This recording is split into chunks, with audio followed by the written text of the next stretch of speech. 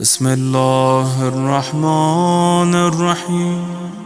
بسم اللہ الرحمن الرحیم الحمدللہ رب العالمین وصلی اللہ علی محمد وآلہ الطاہرین ولعنۃ اللہ علی اعدائهم اجمعین الی قیام یوم الدین۔ بلا شک تمام ادیان اور تمام مذاہب کا، خصوصاً تمام مذاہب اسلامی کا احترام ہے۔ دین اور مذہب اور نظریات کی بنیاد پر کسی کی بھی جان مال عزت و آبرو کو خطرے میں نہیں ڈالا جا سکتا۔ جتنے بھی مسلمان فرقے ہیں، چاہے وہ دیوبندی ہوں، بریلوی ہوں، اہل حدیث ہوں، بوری ہوں، آخانی ہوں، سب مسلمان۔ علمی ڈسکشن کرنا چاہیے، کسی کی بھی جان کو خطرے میں نہیں ڈالنا چاہیے۔ اتحاد کے لیے سب سے جو اہم چیز ہے وہ یہ ہے کہ جو تہمتیں ہم پر لگ رہی ہوں ان کا جواب دیا جائے۔ جواب نہ دینا بڑے پن کی علامت نہیں ہے، بلکہ عوام میں یہ تاثر جاتا ہے کہ اگر ان کے پاس جواب ہوتا تو یہ ضرور جواب دیتے۔ کیونکہ ان کے پاس جواب نہیں ہے اس کا مطلب ہے کہ یہ کافر ہیں، اور کیونکہ ان کے پاس جواب نہیں ہے اس کے معنی یہ ہے کہ یہ مارے جائیں۔ بس جواب دینا تمام ادیان اور مذاہب کا حق ہے، اور بلا شک جواب دینا چاہیے۔ اگر کسی لڑکے کو یہ کہا جائے کہ اس شخص نے تمہارے ماں باپ کو مارا ہے تو پھر اتحاد نہیں ہو سکتا۔ ضروری ہے کہ یہ بتایا جائے اور ثابت کیا جائے کہ میں آپ کے ماں باپ کا قاتل نہیں ہوں۔ لہذا شیعوں پر ہمیشہ سے تہمتوں کا سلسلہ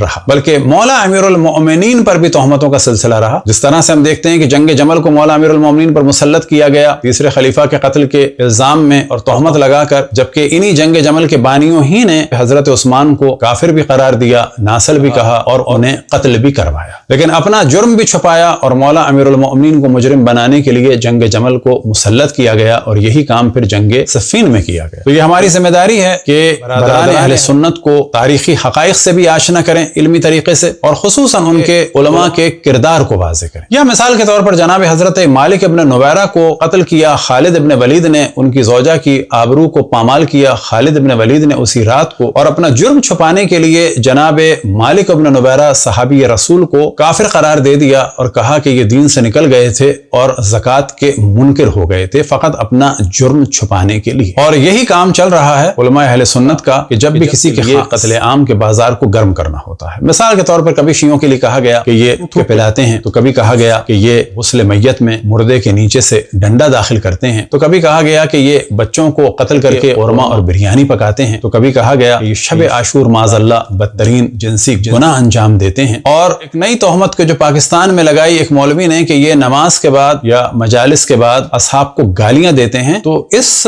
مولوی کے جواب میں مومنین پر لازم ہے کہ اس کا کلپ لگائیں اور جتنا ہو سکے اس قسم کے کلپ بنائیں۔ ایک سے کام نہیں چلتا، اور اس کے بعد فوراً مختلف مجالس کے کلپس لگائیں کہ جب مجلس ختم ہوتی ہے تو اس کے بعد کیا کہا جاتا ہے، تاکہ عوام اہل سنت جان لیں کہ ان کے ملا کتنا جھوٹ کا اور فریب کا اور دغابازی کا سہارا لیتے ہیں، اور یہ سب کچھ انہوں نے سیکھا ان لوگوں سے کہ جنہوں نے مولا امیر المؤمنین پر تیسرے خلیفہ کے قتل کو ڈال کر جنگوں کو مسلط کیا۔ لہٰذا یہ ان لوگوں سے ان آئیڈیاز کو لیتے۔ اس وقت شیعوں کے خلاف ایک جانب خوارج اور نواسب انہیں کافر قرار دے کر قتل عام کا بازار گرم کرنا چاہتے ہیں، تو دوسری جانب ہم دیکھ رہے ہیں کہ وہ لوگ جو اپنے آپ کو کتابی اور معتدل کہتے ہیں تو وہ اکثر شیعوں کو رافضی کہہ کے دین سے خارج کر رہے ہیں، تو تیسری جانب بعض وہ افراد اکثریت شیعوں کو غالی قرار دینا چاہ رہے ہیں، اور انہی کاموں میں سے کام یہ ہے کہ جب بھی شیعوں کا قتل ہو تو اس کو جسٹیفائی کیا جائے کس طرح سے کہ جی یہ خود شیعوں کی وجہ سے ہو رہا ہے، اور دشمن کو سپورٹ کیا جائے۔ یہ ایک بدترین ظلم ہے کہ جو ہو رہا ہے۔ اس وقت ہم ایک موضوع ڈسکس کر رہے ہیں کہ 2011، 12، 13 میں کہ جب شام کے حالات خراب تھے اور عراق پر تیاری ہو رہی تھی IS کے حملے کی، تو اس وقت ان دشمن اہل بیت اور نواسب اور خوارج ملاؤں نے شیعوں پر دو اہم تہمتیں لگائی تھیں، جن میں سے ایک یہ تھی کہ ایران نے قرآن چھاپا ہے معاذ اللہ کہ جس میں تحریف ہے، اور دوسری تہمت یہ تھی کہ اس وقت کچھ ٹوائے گنز چل رہے ہیں مارکیٹ میں، بچوں کی پستولیں کہ جس میں حضرت عائشہ کی توہین ہے۔ اور یہاں سے سمجھا جا سکتا ہے کہ یہ لوگ کتنے جاہل ہیں اور کس طرح سے یہ دین کو استعمال کرتے ہیں فتنے اور فساد کے لیے۔ اب آپ کے سامنے سب سے پہلے چند ویب سائٹس اور مختلف اخباروں کو پیش کرتے ہیں تاکہ پتہ چلے کہ یہ معاملہ اتنا سادہ نہیں تھا۔ آپ کے سامنے جراس نیوز کا پیج ہے اور مین پیج ہے کہ جس کی تاریخ ہے 27 دسمبر 2011، اور یہاں پر آپ دیکھیں کہ ہم نے ہائی لائٹ کر دیا ہے اور بتایا جا رہا ہے کہ یہ کچھ پسٹلز ہیں، ریوالور ہیں اور کلیش اینڈ الکوفس ہیں، ان کی تصاویر ہیں کہ یہ حضرت عائشہ کی توہین کے لیے بنائے گئے. اب آپ کے سامنے hespress.com کا مین پیج ہے کہ یہاں پر بھی آپ دیکھیں کہ 2 پسٹلز ہیں یا ریوالورز ہیں کہ جو دکھائی جا رہی ہیں، اور ساتھ میں یہی ہے کہ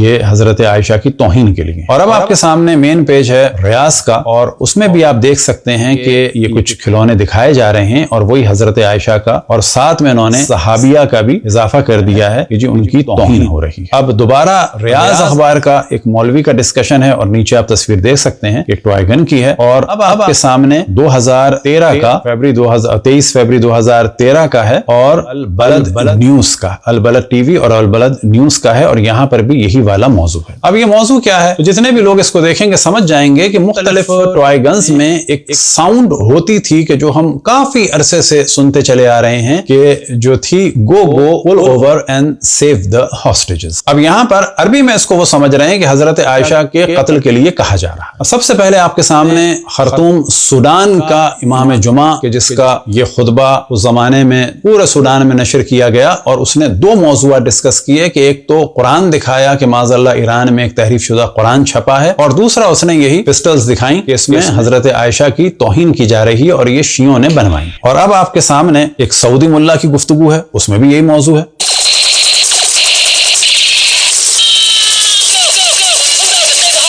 اب آپ کے سامنے ایک کویتی ملا کی گفتگو ہے، اور یہاں پر بھی یہی موضوع ہے. اور اس شخص کی گفتگو کے بعد اب کلپ ہے آغا حسن نصر اللہ کا. والله بمصر طلعوا ناس بمجلس الشعب حكوا فيه، بالسودان حكوا فيه بصلوات الجمعة، ببعض دول الخليج حكوا فيه، أنا مضطر أحكي فيه. أولا اللي عم يطلع الصوت بالإنجليزي لا يقول هذا. ثانيا لو كان يقول هذا من قال أن هذا من صنع الشيعة، من قال أن هذا يبيعه الشيعة. یعنی اتنا یہ معاملہ بڑھ گیا تھا کہ ان کو بھی اس موضوع پہ ڈسکشن کرنا پڑا. انہوں نے اپنے موضوع کو جب ڈسکس کیا ہے، جو کلپ آپ کے سامنے ہے، تو اس میں فرما رہے ہیں کہ یہ موضوع اس وقت سوڈان میں اور خلیج میں اور مختلف عرب علاقوں میں اٹھایا گیا. اور پھر اس کے بعد فرماتے ہیں کہ پہلی بات یہ کہ یہ انگلش میں ہے، اور انگلش میں وہ نہیں ہے کہ جو یہ کہہ رہے ہیں. اور دوسری بات یہ کہ یہ کس نے کہا کہ اگر توہین ہوتی بھی کہ یہ شیعوں نے بنوایا ہے اور شیعہ بیچ رہے ہیں. اور آخر میں آپ کے سامنے کلپ ہے بدر صالح کا کہ خداوند تبارک و تعالی ایسے نوجوانوں کی تعداد میں اضافہ فرمائے، کیونکہ ان ملاؤں کے جہالت بھرے پروپیگنڈے اور ان ملاؤں نے جس طرح سے دین کو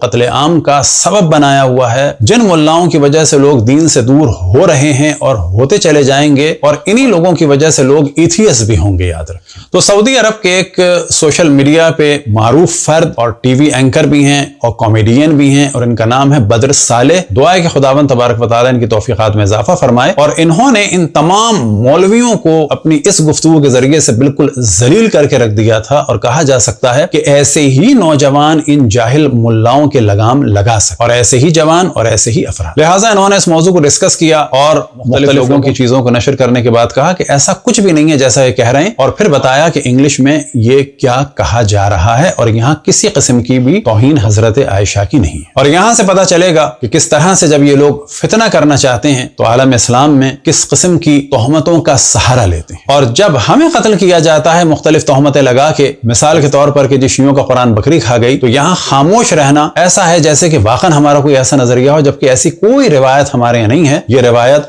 خطب اہل سنت میں ہے، سنن ماجہ میں ہے، اور حضرت عائشہ سے نقل ہوئی. اسی طریقے سے اگر ہم بیان کرتے ہیں مختلف اصحاب یا مختلف امہات المؤمنین کے بعض واقعات کو، تو وہ کتب اہل سنت سے بیان کرتے ہیں اس وقت کہ جب ان چیزوں کی نسبت ہماری جانب دی جاتی ہے، تو پھر ہم بتاتے ہیں کہ نہیں، ایسا نہیں ہے، ہم ایسا نہیں کہتے، بلکہ آپ نے ایسا کہا ہے. یا یہ ہم بتاتے ہیں کہ کن کن لوگوں کے کیا کیا تاریخ میں جرائم. تمام مسلمان فرقے ہمارے بھائی ہیں، اور ہم انہیں بتانا چاہتے ہیں کہ اس جانب توجہ دیں اور سوچیں کہ بعد رسول اللہ صلی اللہ علیہ وآلہ وسلم کیا ہوا کہ ان کے پورے گھرانے کو قتل کر دیا، جلا وطن کیا، دربدر کیا، اور ان کی نواسیوں، ان کے نواسے کے سر کو تن سے جدا کر کے نوک نیزہ پہ بلند کیا، ان کی نواسیوں کو اسیر کیا گیا، چھوٹے چھوٹے بچوں کو قتل کیا گیا اشرف الانبیاء کے 50 سال کے بعد، یعنی 61 ہجری میں. اور 40 ہجری میں رسول اللہ صلی اللہ علیہ وآلہ وسلم کے سگے چچا حضرت عباس ابن عبد المطلب کے بیٹے حضرت عبید اللہ ابن عباس کے 2 کم سن بچوں کو ماں کے سامنے معاویہ کے جلاد اور ایک نام نہاد صحابی بسر ابن ارطات نے ذبح کر دیا تھا. اب اگر ان چیزوں کو مولوی اسحاق صاحب بیان کریں تو صحیح ہے، اور ہم بیان کریں تو توہین صحابہ ہے کیا؟ دعا ہے کہ خداوند تبارک و تعالی تمام ادیان و مذاہب کے ماننے والوں کو عقل و شعور عطا فرمائے اور یہ توفیق عطا فرمائے کہ جو اختلافات ہیں انہیں علمی طریقے سے ڈسکس ڈسکس کیا جائے اور دین اور مذہب اور نظریات کی بنیاد پر کسی کو بھی کہیں پر بھی کسی بھی طریقے سے نہ ظلم کا نشانہ بنایا جائے، نہ قتل عام کا بازار گرم کیا جائے، جس طرح سے پاکستان میں کبھی عیسائیوں کے ساتھ ہوا تو ہوا، لیکن ہم دیکھتے ہیں کبھی بینک مینیجر کو توہین رسالت کے جرم میں قتل کیا گیا، تو کبھی مشال خان ایک جوان کو فاسق اور فاجر اور دین کے نام پر دہشت گرد جوانوں نے اپنے بغض اور حسد کی وجہ سے، کیونکہ وہ پڑھا لکھا بھی تھا، صورت شکل کا بھی اچھا تھا، تو اپنے جلن اور حسد میں اس کو بدنام کیا اور توہین رسالت کا الزام لگا کہ اس کو قتل کیا۔ یہ کام کسی بھی دین اور مذہب کے ماننے والے کے ساتھ نہیں ہونا چاہیے۔ وصلی اللہ علی محمد وآلہ الطاہرین۔